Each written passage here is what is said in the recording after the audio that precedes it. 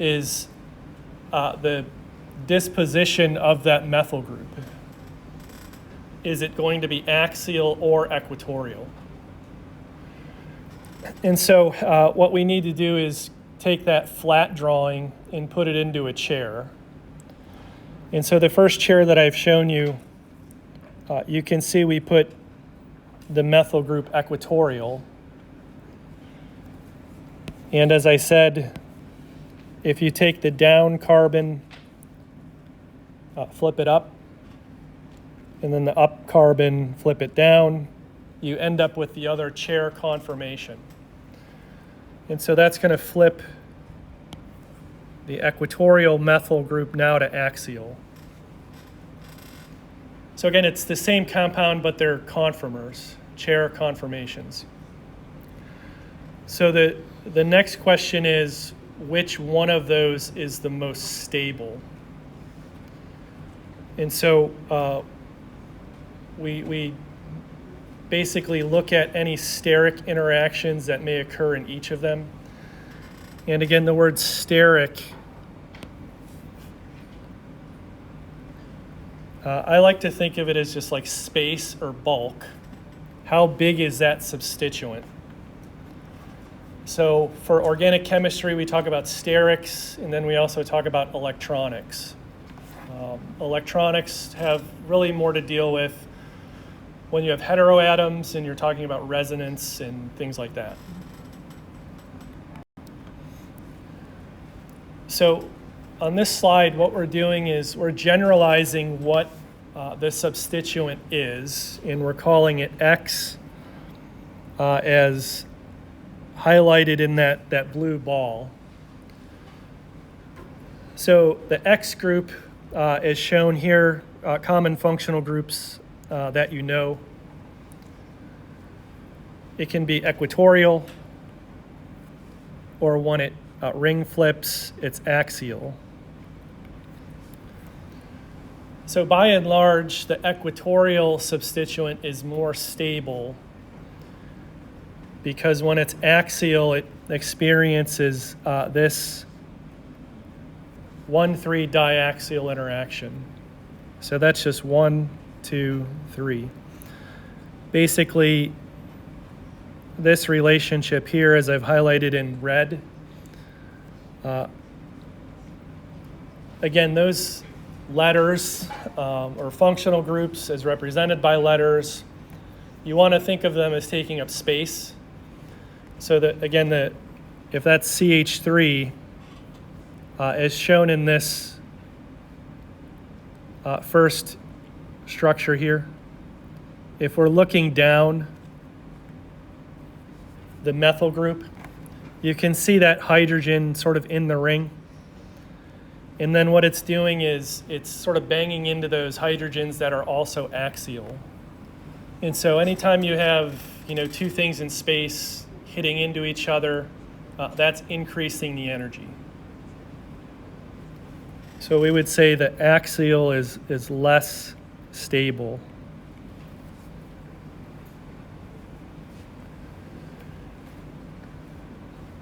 And as you look at the substituents up to about the carboxylic acid, I'm going to draw a line there. What this delta G value is telling you is the energy required to flip the ring from equatorial to axial. So for fluorine, when it's in the axial conformation, it's 0.8 kilojoules per mole higher in energy.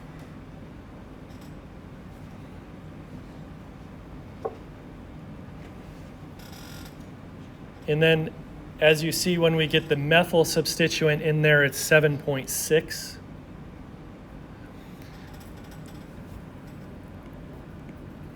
And then I've added this third column here where it says delta G. And that's just basically taking, what are we doing?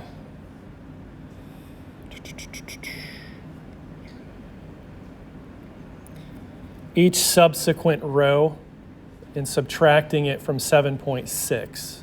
So that's how we get this difference.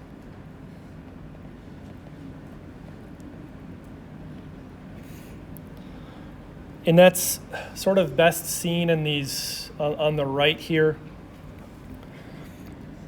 So the top one is showing you the carbon, H, H, and H, so that's methyl. If we substitute out an H for another methyl, that makes the second entry here ethyl. So that increases it a little bit. We do a second substitution, now we have isopropyl. Now you're 1.2 kilojoules per mole greater. And then the big difference is the third one, tert-butyl.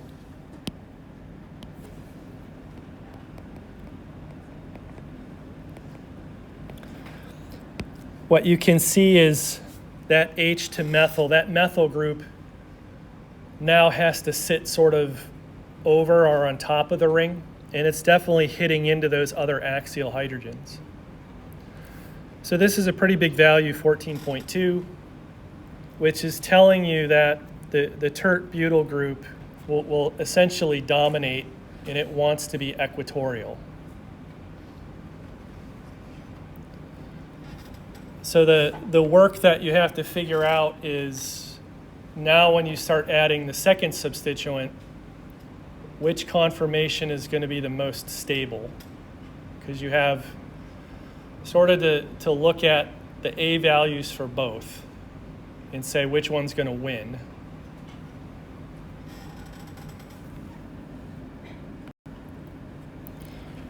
So to help us understand that, we'll look at converting some names, so nomenclature, into the flat cyclohexane and then into the chair conformations.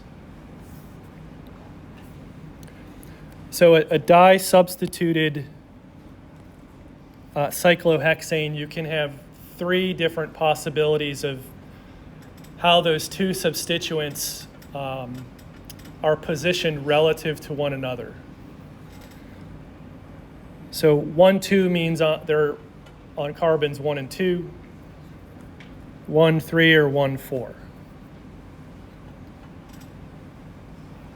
So here's a set of them for us to practice on over the next couple slides.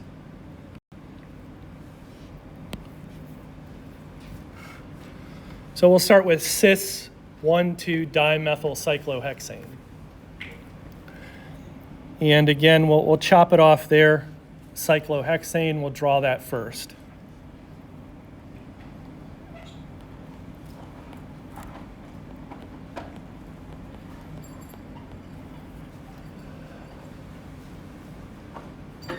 We've sort of numbered the ring, and it says both the 1 and the 2 positions have methyl groups.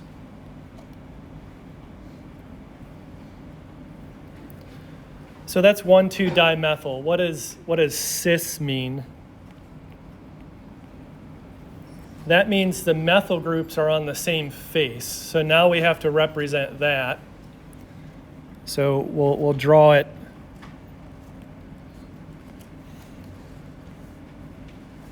I'm going to use these bolded wedges. And the word that I'll use is that they're both up.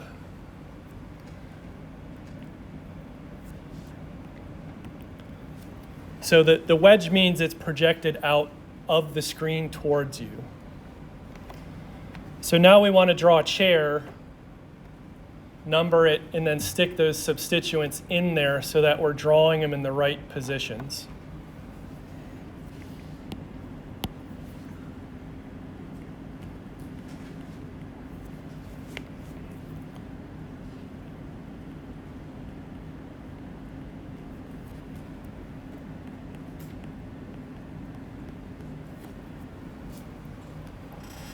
So there's the chair, there's the numbering.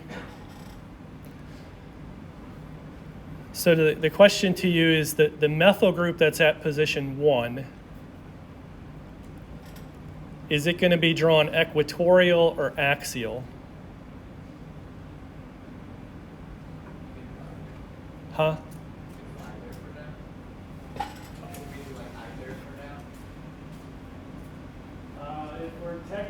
going off what's drawn, we can't.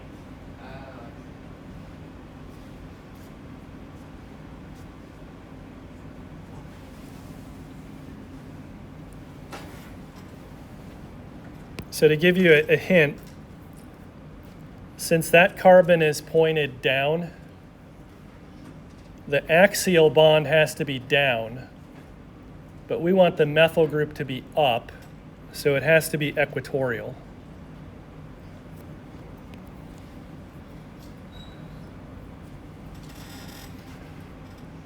So since they're cis, the methyl group at position 2 also has to be up. Since carbon 2 is up, the axial bond is up.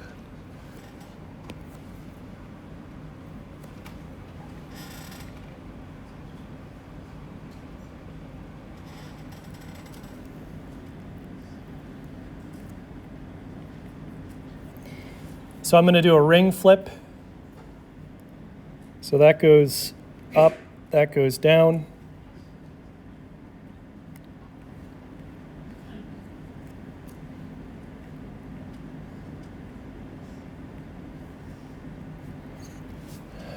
Notice the numbering and how the perspective changed a little bit. So because the methyl group at carbon 1 was equatorial, now it has to be axial. And then carbon 2 goes from axial to equatorial.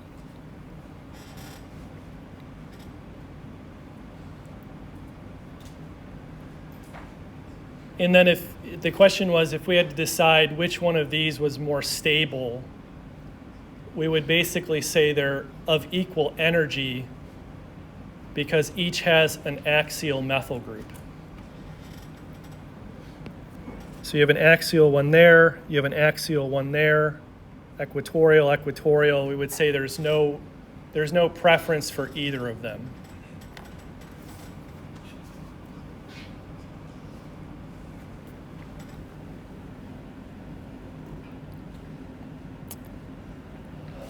Any questions before we do the trans? Yep.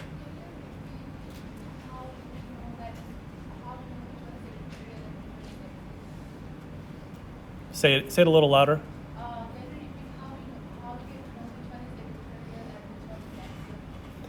Yeah, let's run through the next one. I'll re-explain it through that, and maybe that'll clarify it.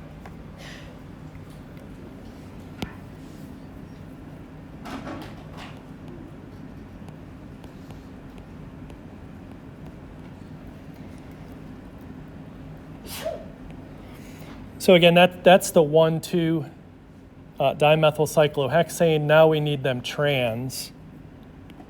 So trans means opposite.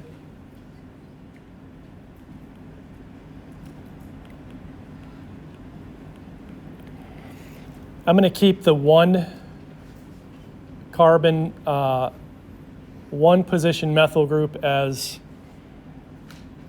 that bolded wedge. And then the 2 carbon methyl group, I'm going to draw as a dashed line. So that means it's going away from you. So it's sort of in that room back there now.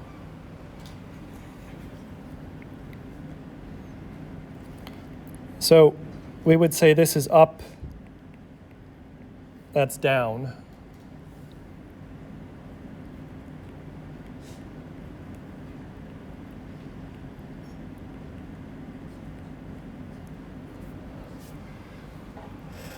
We know from the prior problem that since we kept the 1 carbon up, it has to be equatorial. Now the 2 carbon has to be down.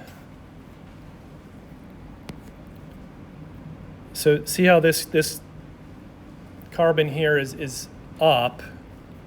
So an axial bond would be up. An equatorial bond would be down. Since we said that has to be down, that group's going to be equatorial now.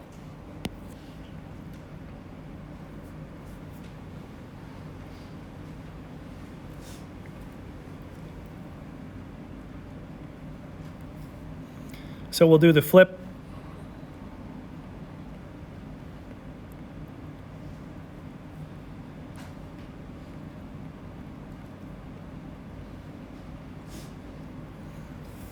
Since they're both equatorial, they both have to be axial. So carbon 1 is up, so the axial bond is up. Carbon 2 is down, the axial bond is down.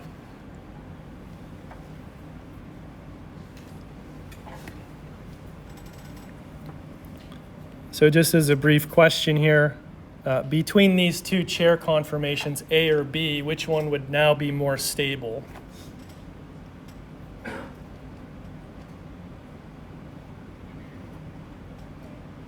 So A would be more stable because both substituents are equatorial. In B, they're both axial. I think, what did we say the number was, like plus 7.6 or something like that? So that gets you 14 plus 1.2, like 15.2. So we would say that this is plus 15 kilojoules per mole higher in energy. We're just adding those individual A values. Yep.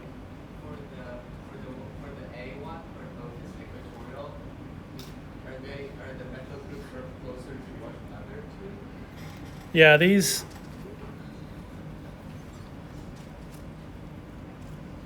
will have a gauche interaction. So it's the other one's technically not 15. Since this has a gauche, which was like plus 3.8, it's probably overall, if you take 15 minus the 3.8, you get around 11 or 12. So that would be the relative difference.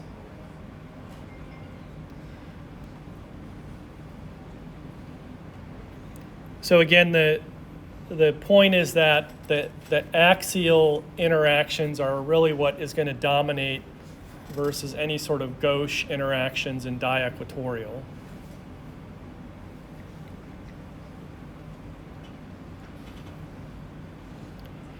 So just as a brief aside,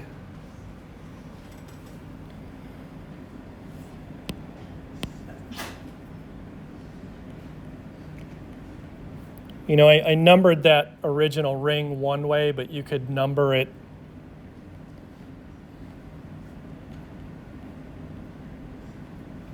sort of any other way, and you still apply the same logic into putting those substituents in there.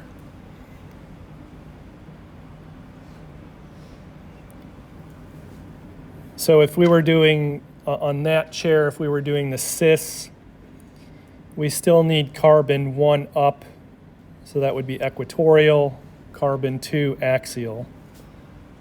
And the difference really is when you're doing that, it can be hard to do without a model. The way that I think about it is the model is stationary. All you're doing is like moving your eyeball to a different perspective when you do that sort of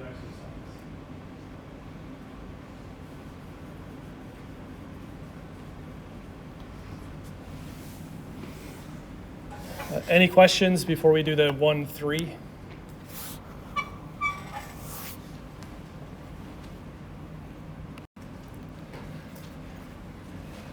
So we have cis 1-ethyl 3-methyl cyclohexane. Same sort of deal.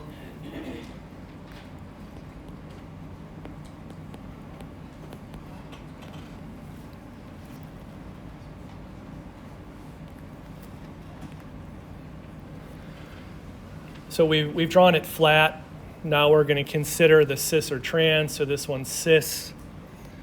Maybe we'll switch it up now.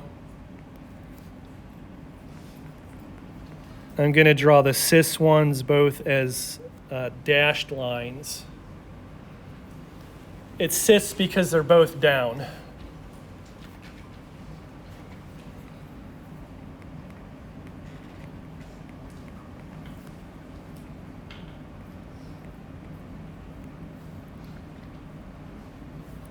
I'll sort of number it a different way now just to give us some practice.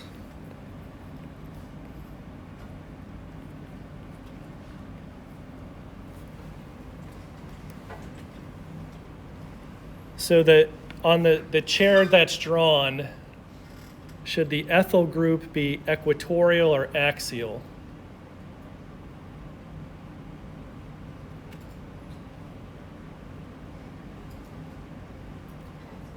It should be axial because it's down.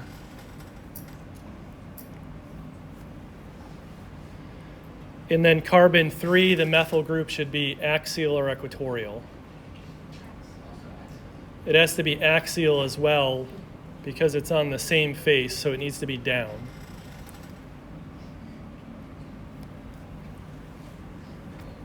So the point is, obviously if we approximate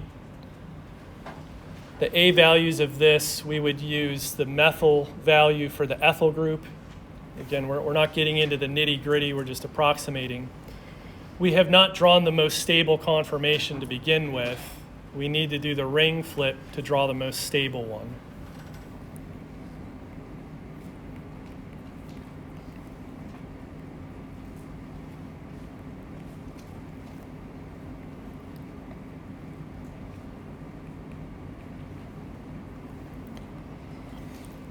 So the ethyl becomes equatorial, and then the methyl becomes equatorial as well. And again, that would be more stable.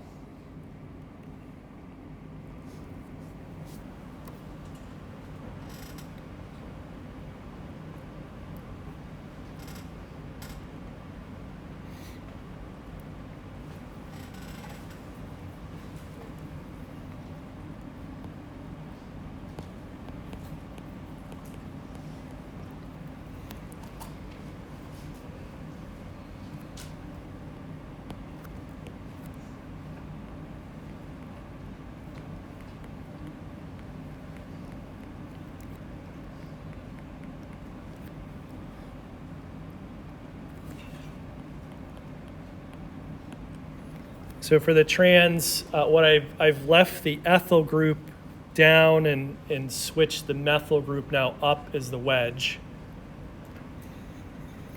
Since we already, we kept the ethyl group down, so in our chair that's going to be axial if we draw it the same.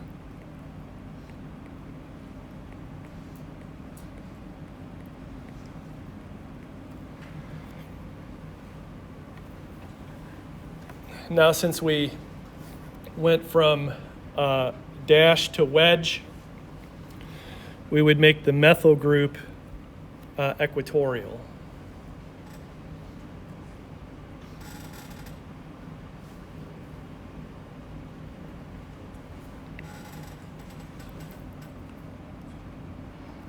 So we'll do the flip.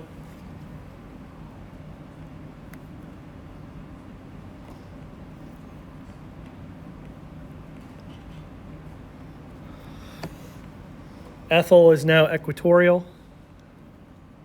Methyl is now axial. So between these two, it's, again, probably a pretty subtle energy difference, kind of small.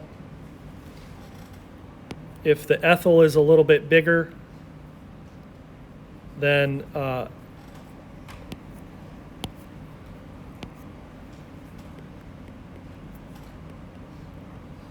B would probably be preferred by a little bit.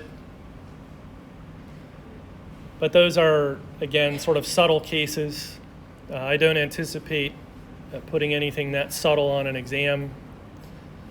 If there is an example like this, it should be pretty apparent which one is preferred.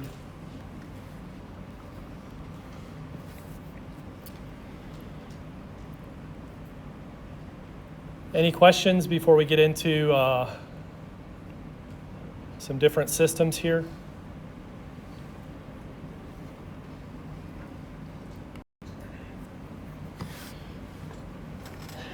This slide just summarizes all of the patterns that exist. So 1, 2, 1, 3, 1, 4. then whether they're cis or trans, and then how you draw them in the chair forms.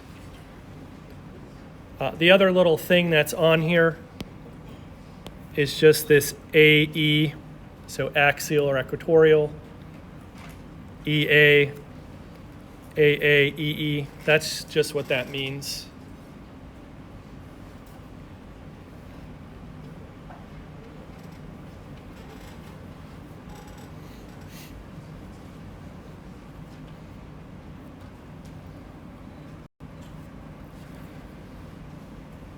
So I think we'll do these questions, and then once we're done with these, with the time we have, we'll start with the stereochemistry concept. So A, B, C, or D, which of the following chair conformers of 1,2-dimethylcyclohexane is the most stable?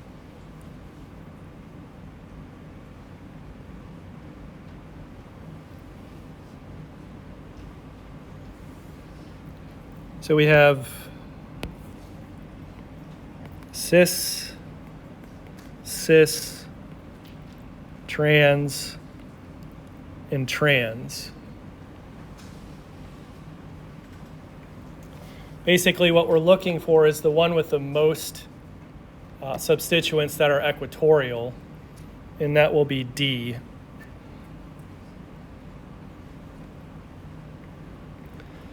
Again, because once you put a substituent axial, that's going to give it that pretty high A value of steric strain, and it's going to increase its energy quite a bit.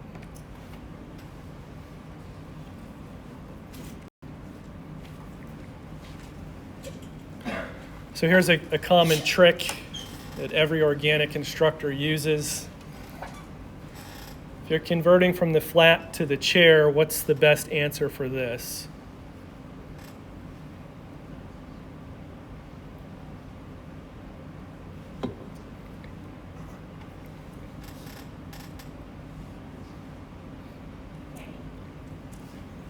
So A would be the best.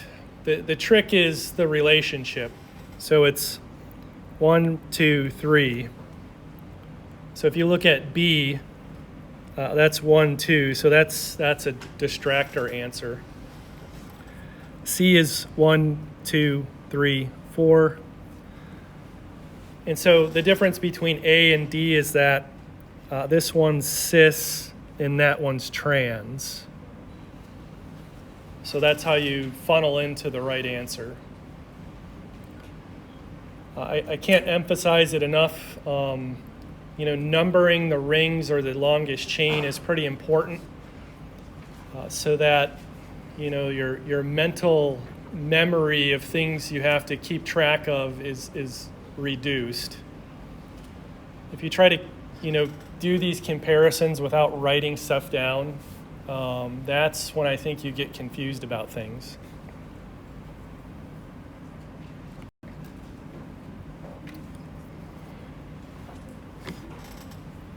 So this is cis 1-tert-butyl 4-methylcyclohexane, and it says how many axial hydrogens are present.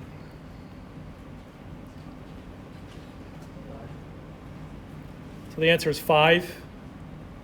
Remember that the total number of hydrogens is 12. And that's 6 axial, 6 equatorial. You can see that you've substituted one of those axial hydrogens for a methyl. So 6 minus 1 is going to get you to 5. If we draw them out, so 1, 2, 3, 4, and 5.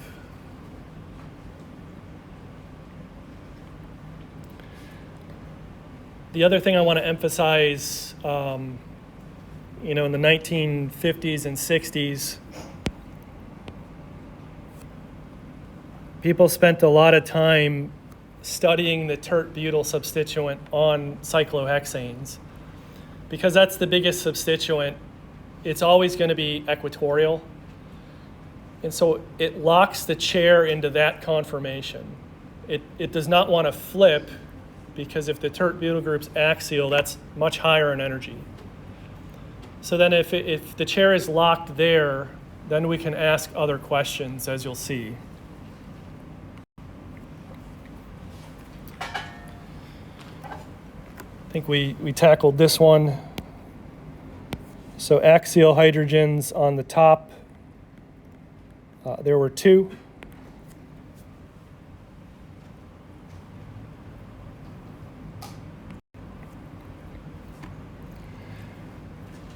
And so this is what I mean by the chair being locked in that conformation.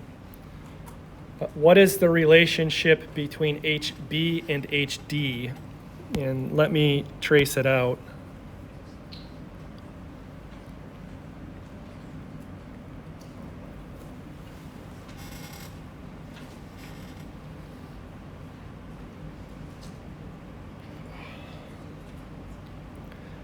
Eclipsed, anti-gauche, or best friends forever?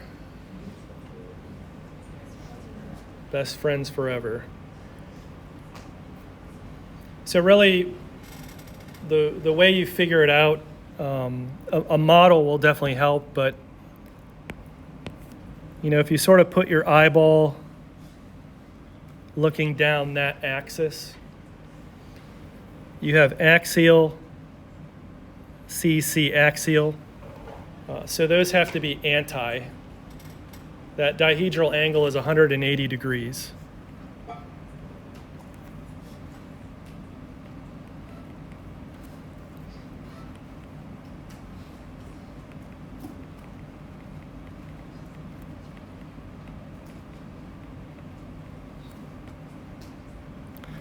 So transdiaxial is always 180.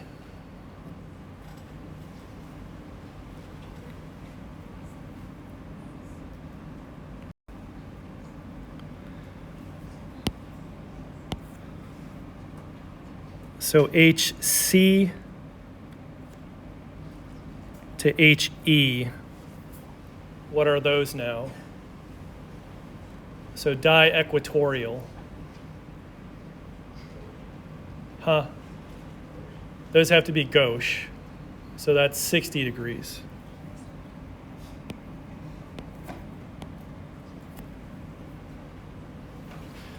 And just to use the model kit here,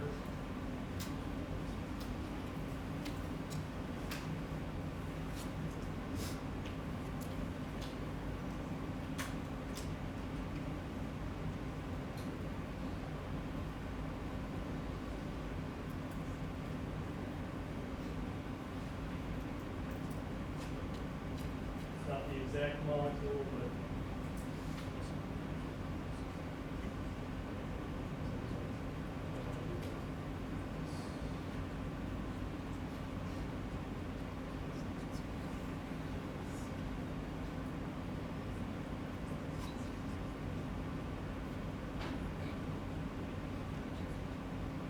so here's like the chair.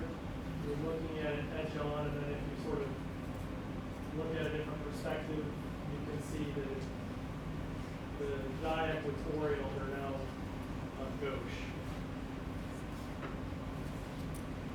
So if we flip that, now you can see they're anti. So the models definitely help. Did you guys do the model kit lab in your lab section?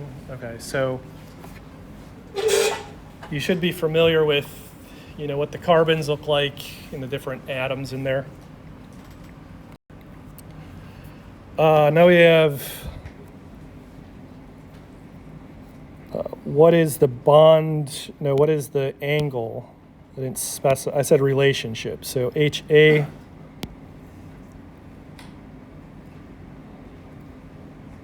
So A to C, that way.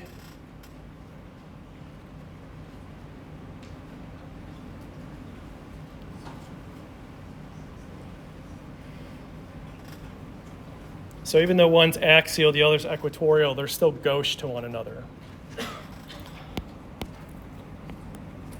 So the gauche angle is, dihedral angle is 60.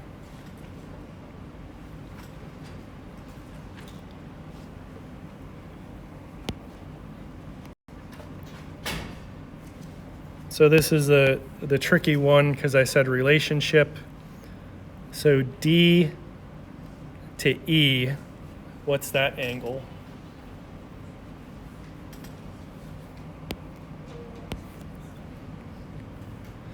So now that's a bond angle. So sp3 hybridized carbon is 109.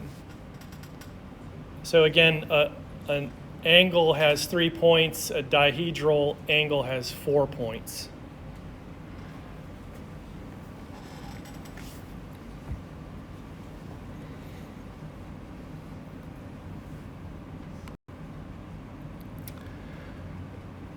And just briefly, it's in the textbook, so I'll talk about it. But again, this won't be on the exam because this starts getting into a little bit of more heady situations here.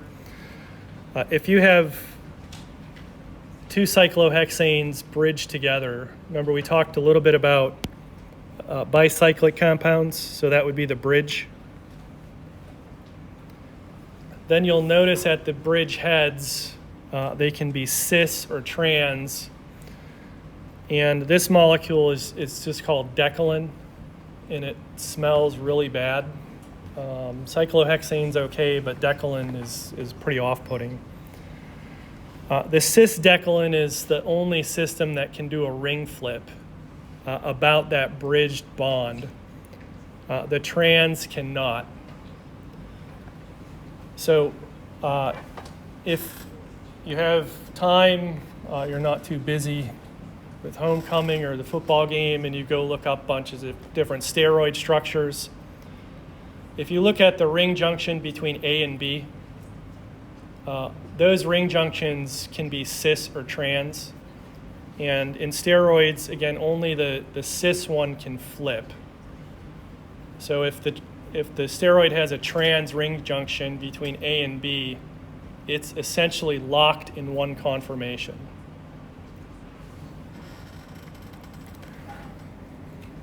So that just shows you your cis flipping over to the other chair conformation.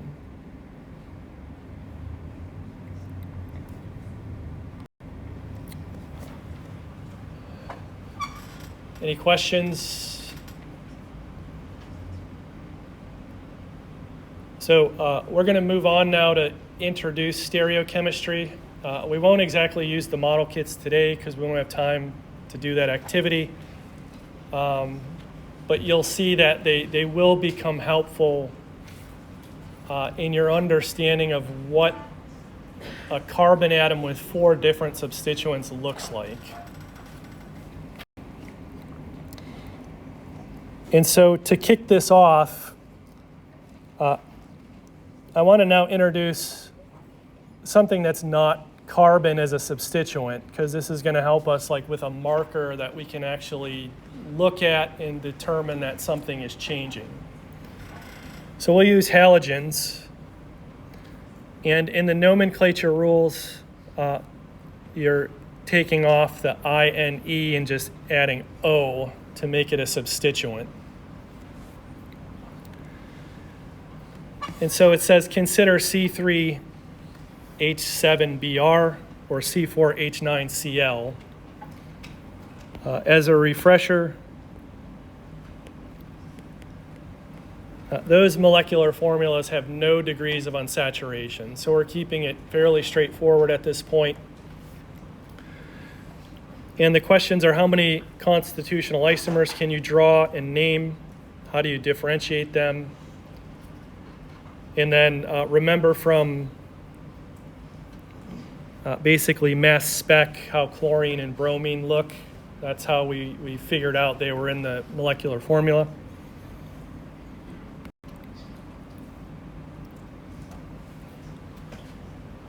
So maybe with a couple seconds here, C3H7Br, how many structures can you draw?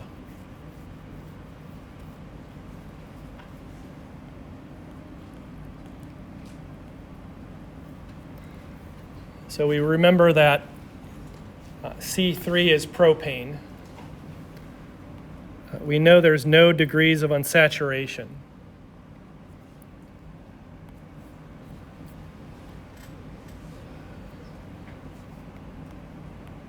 So we draw 3 carbons, we number it, and then we have to put a bromine in there. So you can put it at position 1 or position 2.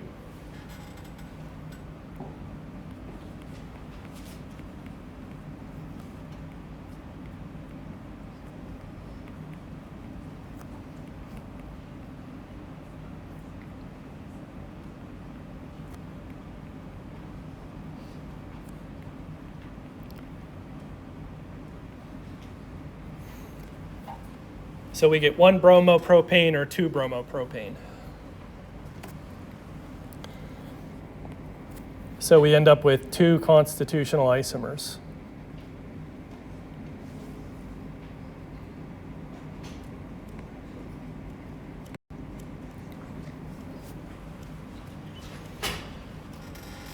Now we do the same activity for C4H9Cl. And this is the molecular formula that's going to introduce us to this issue we have with stereoisomers.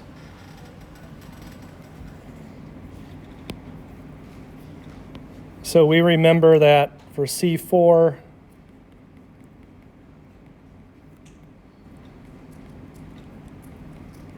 we can have linear or branched constitutional isomers. C4 is butane.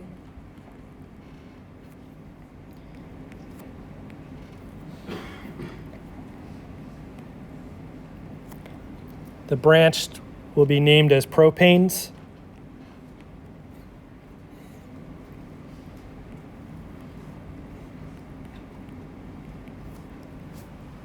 So in our first one, we draw the butane. We need to put chlorine in there. We just start at position 1. So that would be 1-chlorobutane.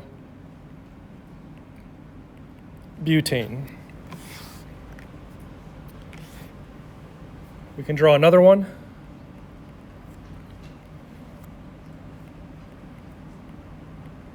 So 2-chlorobutane.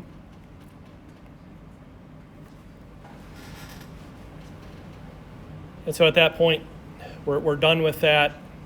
3-chlorobutane would be an incorrect IUPAC name.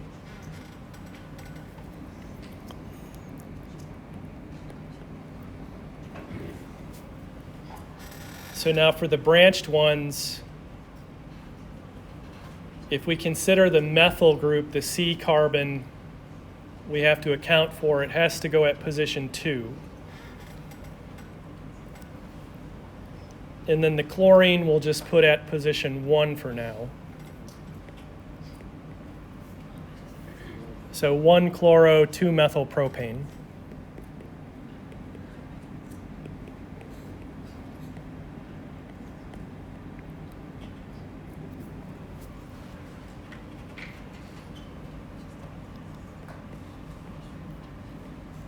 And then the second one, we put the chlorine in position 2.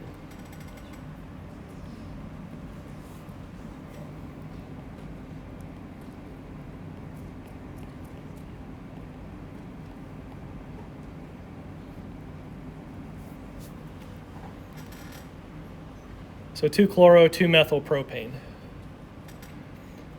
So to a first approximation, based on the responses for this question, we would say there's 4 constitutional isomers.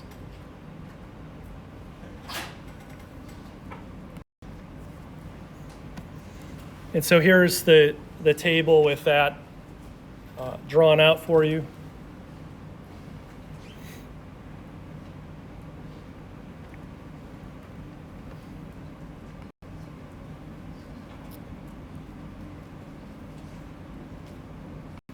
Okay, yeah, let's do this real quick.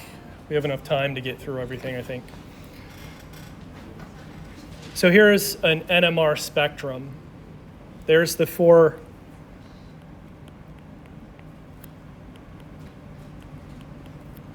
constitutional isomers.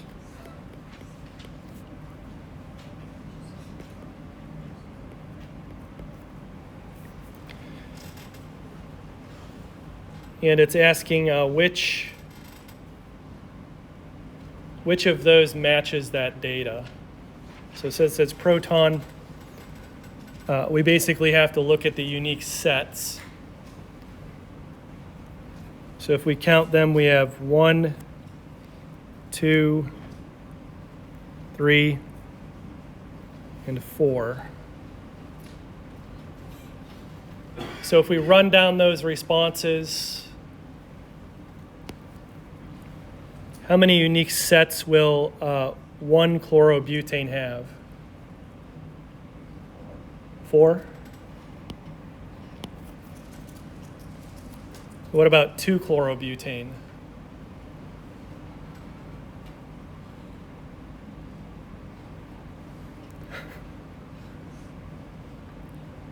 It's going to have 4 as well.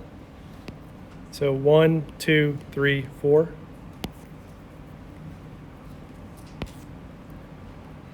Choice C will have 1, 2, 3. And choice D has how many? Just 1. So all those methyl groups are equivalent. So the issue now, because A and B are both 4, you do have to look at the multiplicities of what you're given. Maybe what I can draw your eyeball to is the signal that's farthest away, right?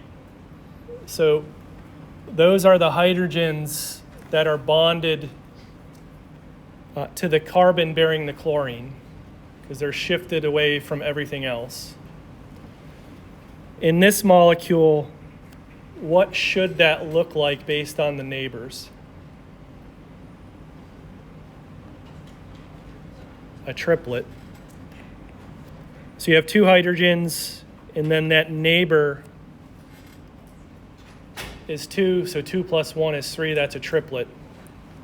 And I know it's sort of small, but does that signal right there look like a triplet? So no, so the answer has to be B. Because in B you have 3 plus 2, that's 5 plus 1, that's 6. So if you count, that does have 6 lines in it.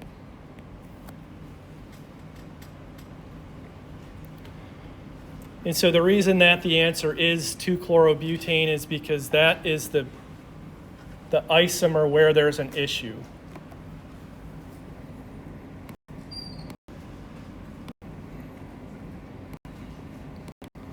Okay, so I've highlighted in red here.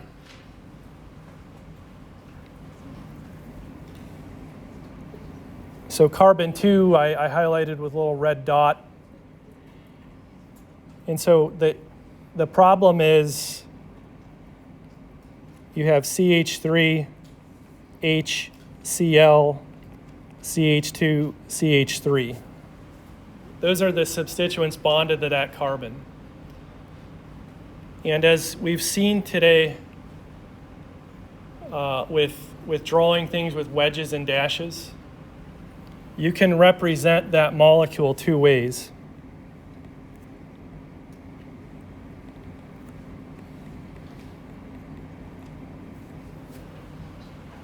So one of them, the chlorine is coming towards you. The other one, it's going away from you. So now you see what the issue is, right? Is anyone in here a twin, like an identical twin?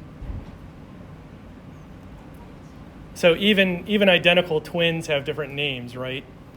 So these molecules both cannot be 2-chlorobutane. We have to differentiate them somehow, because one of them, the chlorine's towards you, the other's away. So actually what they are, they're mirror images of one another. And so we're not going to introduce it today, but on Monday with the model kits, we're going to use that and spatially orient those 4 different substituents and see how they actually mirror each other. And then we'll talk about the nomenclature rules of how you name them differently. So then I think you have Monday, then Wednesday is your next exam. Then on Wednesday, we'll talk about, okay, now you have two identical things. How do we even know two different things exist if they're mirror images, but we only know from the name? So we'll talk about physical and spectroscopic properties.